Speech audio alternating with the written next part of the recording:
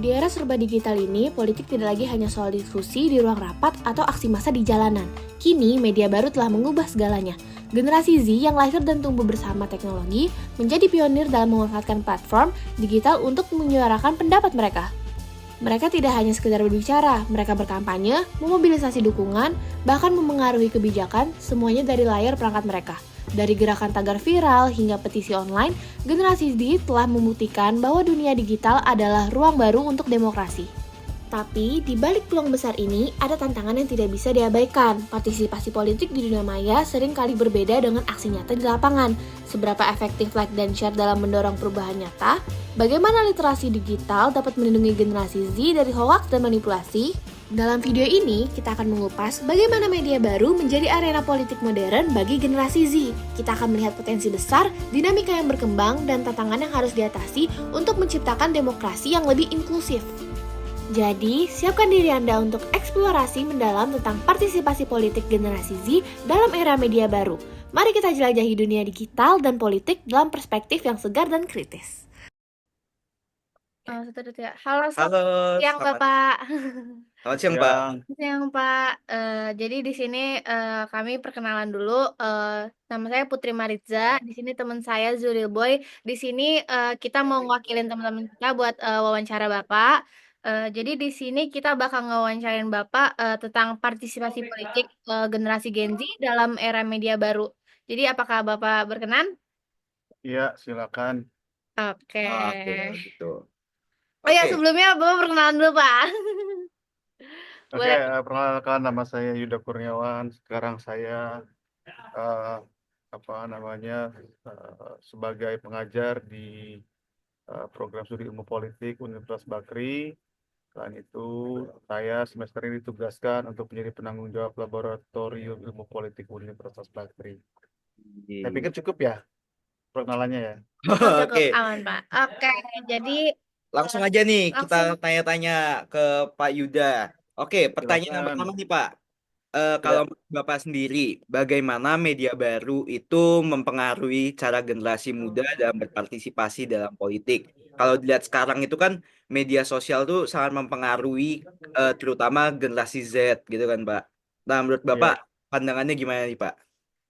Oke, dalam perkembangannya ya kan kita mengenal bahwa setelah kita memahami tentang proses digitalisasi yang terjadi di Indonesia, maka kemudian platform-platform media baru seperti media sosial dan sebagainya itu akhirnya menjadi sebuah fenomena yang signifikan, ya, terutama media-media yang berfungsi sebagai penyalur dari aspirasi-aspirasi masyarakat dan pemuda.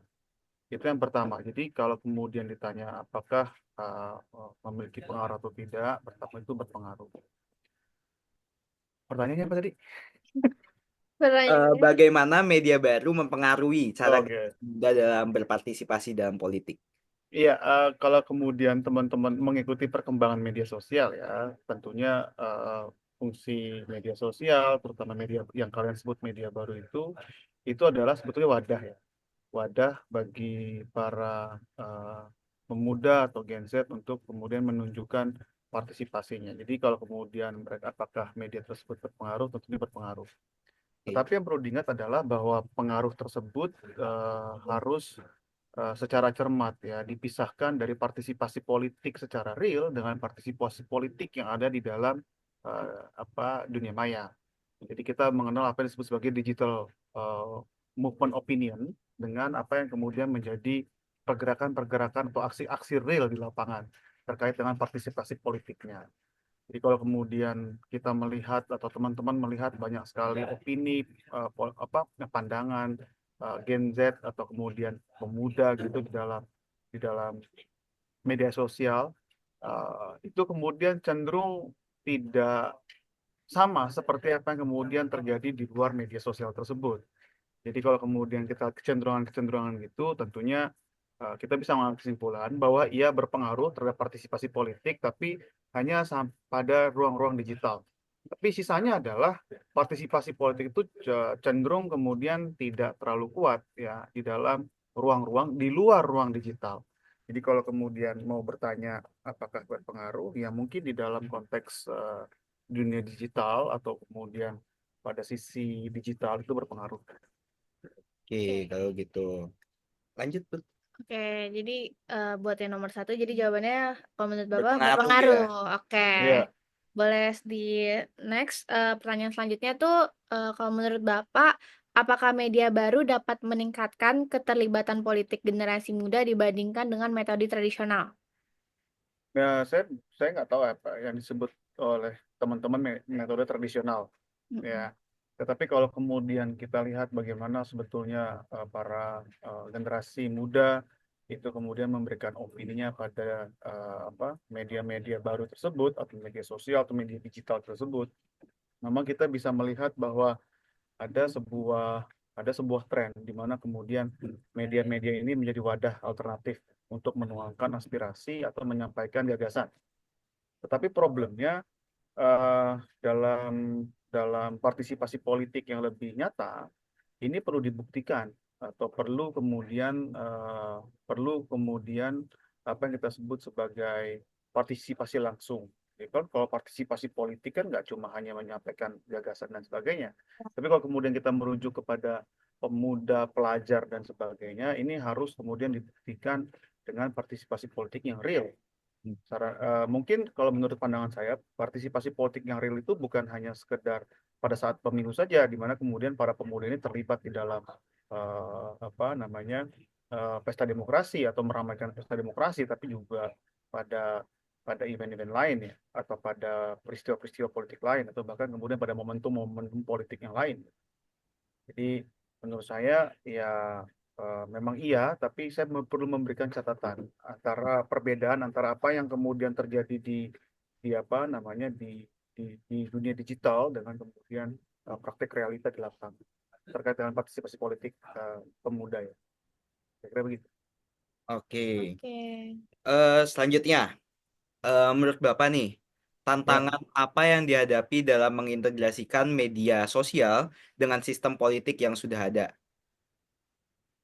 ya saya tantangannya adalah bahwa ini tentunya juga berdasarkan hasil riset ya. Hmm. Hasil-hasil riset yang kemudian pernah muncul, terutama riset-riset dari juga kating-kating kalian yang memperhatikan gejala tentang relasi antara partisipasi politik di lapangan dengan tingkat partisipasi politik di media-media sosial tersebut gitu. Ini hasil risetnya. Tapi em, tantangannya itu adalah menemukan relevansi ya, bahwa apa yang kemudian terjadi pada spektrum digital itu kemudian juga akhirnya berkontribusi terhadap apa yang kita sebut sebagai partisipasi politik di di dunia sesungguhnya atau kemudian dunia non digital itu tadi. Saya ambil contoh misalnya, bagaimana sebetulnya aktivisme politik itu harus dilakukan secara real ketimbang kemudian dilakukan eh, sekedar dengan meramaikan jagat media sosial misalnya. Saya ambil contoh misalnya eh, rancangan undang-undang yang kemudian telah disahkan ya menjadi undang-undang tentang tindak pidana kekerasan seksual ya. Misalnya itu rame di media sosial, tetapi dalam proses perumusan kebijakan undang-undang, terus kemudian dalam proses sosialisasi politik, dalam proses partisipasi politiknya itu tidak seramai di jagat media sosial. Jadi kalau kemudian kita mengikuti perkembangannya yang di dalam spektrum digital ini ramai, hingar-bingar gitu kan, ide dan gagasan itu muncul, tetapi dalam proses partisipasi politiknya itu cenderung lambat ya, karena memang ada perbedaan antara kemudian praktek di sana di dalam spektrum digital dengan praktek yang ada di lapangan. Walaupun kemudian kita memahami bahwa ada kompleksitas-kompleksitas dalam konteks partisipasi politik di dalam praktek-praktek lapangan. Tetapi yang menjadi tantangan itu adalah sebetulnya bagaimana kemudian media sosial ini memberikan sebuah atau media baru ini memberikan sebuah kontribusi penting ya sebagai bridge atau jembatan bagi aktivisme-aktivisme politik real ya terkait dengan partisipasi politik pemuda. Nah, itu yang kemudian menjadi tantangan yang paling utama sebetulnya. Sehingga kemudian kalau kemudian kita sebut media baru ini sebagai sebuah wacana, sebagai sebuah kekuatan baru dalam kemudian menjadi alternatif bagi partisipasi politik pemuda, tentunya itu harus dilihat relevansinya kepada partisipasi politik pemuda di dalam praktek-praktek lapangan. Kira-kira begitu. Oke. Kalau begitu, Pak, Ya, menurut Bapak nih, apakah ada resiko manipulasi politik melalui media baru? Dan bagaimana kita sebagai generasi muda menyikapi hal itu? Menyikapi resiko manipulasi politik di dalam media sosial? saya kemudian mungkin kata yang paling tepat ya selain manipulasi politik tentunya adalah apa namanya informasi yang hoax atau penyesatan. Hmm. Jadi memang media sosial ini kan adalah sebuah wadah yang terbuka ya, forum yang terbuka di mana kemudian informasi itu bebas untuk mengalir, di mana informasi itu atau aliran informasi itu bebas berkembang dan sebagainya, sehingga kemudian informasi-informasi yang cenderung beredar di media-media baru ini itu eh, pada derajat tertentu itu level of biasnya itu tinggi.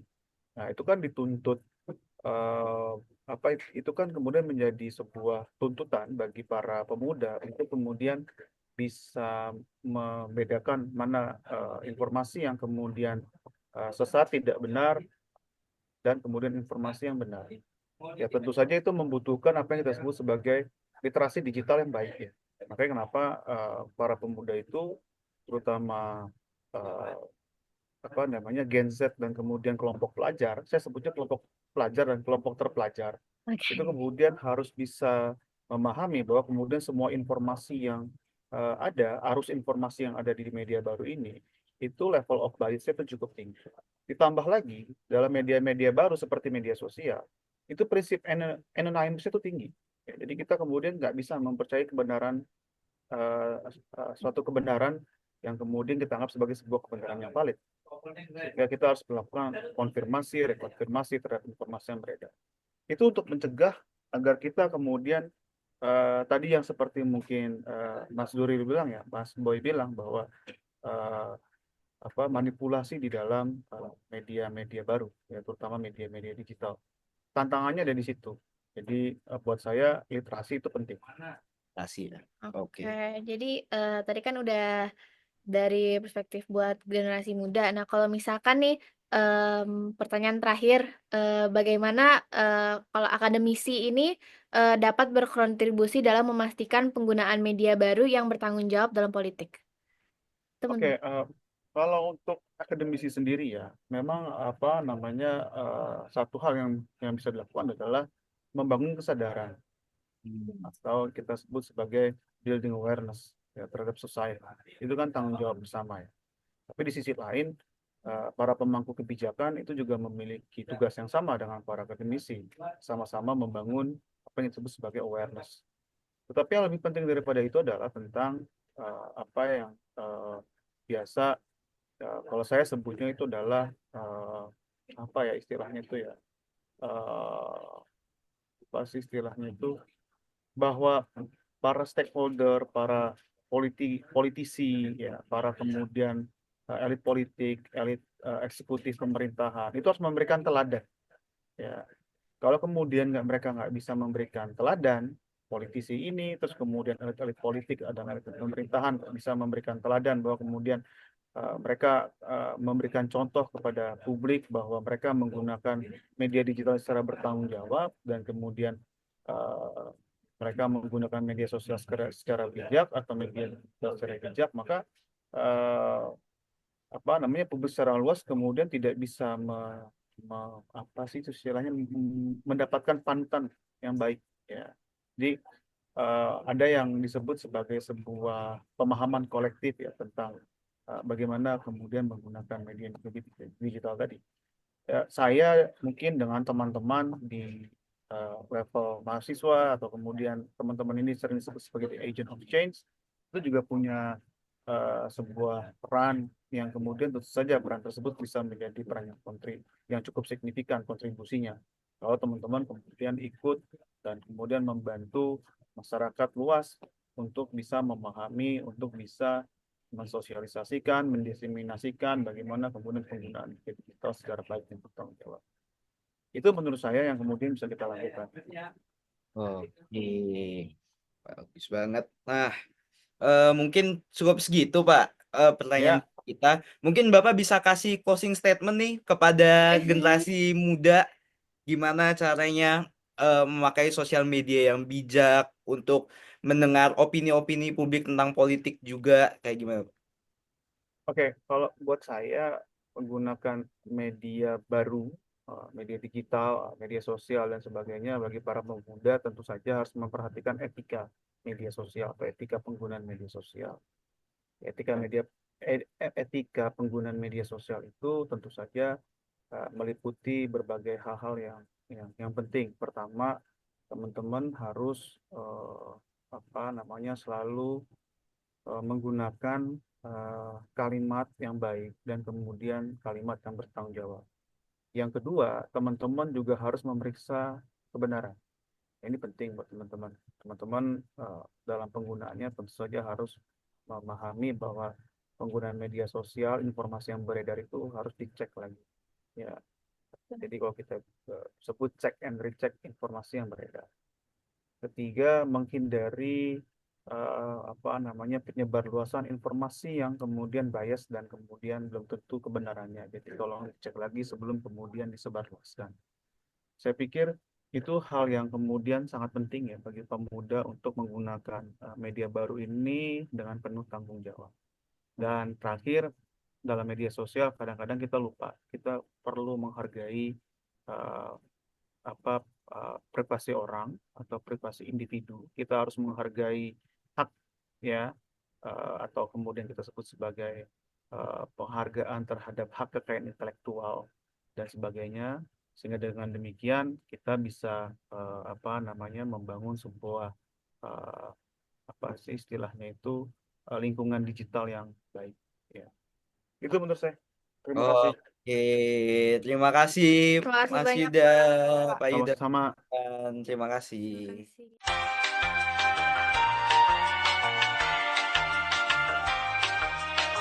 Perkenalkan, nama saya Parit. Di sini saya akan menganalisis berdasarkan wawancara mengenai partisipasi politik generasi Z dalam era media baru dari perspektif sosiologi politik. Yang pertama itu pengaruh media baru pada partisipasi politik generasi Z, yang dimana media baru seperti media sosial memiliki pengaruh besar terhadap partisipasi politik generasi Z. Platform ini menjadi ruang alternatif bagi mereka untuk menyampaikan aspirasi dalam membangun opini publik. Namun, wawancara menunjukkan bahwa partisipasi politik di dunia maya seringkali tidak sebanding dengan aksi nyata di lapangan. Hal ini mencerminkan bahwa partisipasi politik digital atau digital political engagement belum sepenuhnya terintegrasi ke dalam partisipasi politik nyata. Yang kedua itu tantangan integrasi media baru dengan sistem politik, yang dimana tantangan utama dalam mengintegrasikan media baru adalah bagaimana memastikan bahwa opini dan aktivisme politik di media sosial dapat diterjemahkan menjadi tindakan nyata. Contohnya yaitu yang diberikan adalah RUU Tindak Pidana Kekerasan Seksual, di mana isu ini ramai dibicarakan di media sosial tetapi tidak mendapat perhatian yang sama dalam proses kebijakan di dunia nyata. Tantangan ini memperlihatkan adanya kesenjangan antara dunia digital dan realitas politik. Sekian. Assalamualaikum warahmatullahi wabarakatuh. Perkenalkan, nama saya Kafan Raihan Nabil. Di sini saya akan membacakan analisa singkat mengenai wawancara yang telah kita lakukan bersama Pak Yuda. Media baru memiliki dampak yang signifikan terhadap dinamika politik, terutama bagi Gen Z. Di satu sisi, media baru menyediakan akses informasi yang lebih luas dan platform untuk partisipasi politik. Memungkinkan Gen Z mengekspresikan identitas politik mereka dan menyuarakan opini secara langsung. Hal ini menciptakan peluang yang membangun keterlibatan politik yang lebih inklusif dibandingkan metode tradisional. Namun, di sisi lain, media baru membawa risiko besar terkait penyebaran informasi sesat atau hoax yang dapat mempengaruhi opini politik secara negatif. Kurangnya literasi digital memperburuk masalah ini, sehingga Gen Z seringkali kesulitan membedakan informasi valid dan informasi palsu. Selain itu, algoritma media sosial yang dirancang untuk meningkatkan keterlibatan pengguna cenderung memperkuat bias menciptakan ruang gema atau echo chamber yang menghalangi pandangan berbeda. Agar media baru benar-benar berdampak positif, literasi digital perlu diperkuat untuk meningkatkan kemampuan kritis Gen Z dalam menyaring informasi.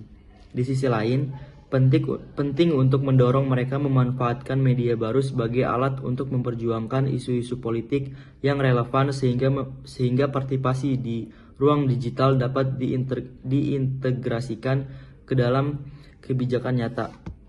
Sekian analisa dari saya. Terima kasih. Wassalamualaikum warahmatullahi wabarakatuh. Perkenalkan, nama saya Devin Kuryandi. Kali ini saya akan menjelaskan analisa singkat tentang peran akademisi dan juga pemangku kebijakan. Jadi, akademisi berperan sebagai agen edukasi yang dapat meningkatkan literasi digital di kalangan generasi Z melalui penelitian, publikasi, dan program pendidikan. Mereka ini dapat membantu mengidentifikasi pola penyebaran informasi serta memberikan solusi berbasis data untuk menangkal disinformasi di media sosial. Di sisi lain, pemangku kebijakan dan elit politik memiliki tanggung jawab dalam menciptakan regulasi yang mendukung penggunaan media digital seperti dengan melawat secara sehat. Mereka juga harus menjadi contoh dalam berinteraksi di platform digital dengan menyebarkan informasi yang akurat dan menghindar ujaran kebencian dan juga manipulasi opini publik. Kolaborasi antara akademisi dan pemangku kebijakan sangat penting untuk menciptakan ekosistem digital yang bertanggung jawab sehingga generasi Z dapat berkembang dengan pemahaman lebih kritis terhadap informasi yang ada di media sosial. Berdasarkan hasil dari analisis kelompok kami juga memperlihatkan ada beberapa hal yang harus menjadi konsentrasi pemerintah. Yang pertama, adanya penguatan literasi digital. Pendidikan literasi digital harus diintegrasikan ke dalam kurikulum formal untuk membantu generasi Z memahami cara dan menggunakan media baru dengan bijak.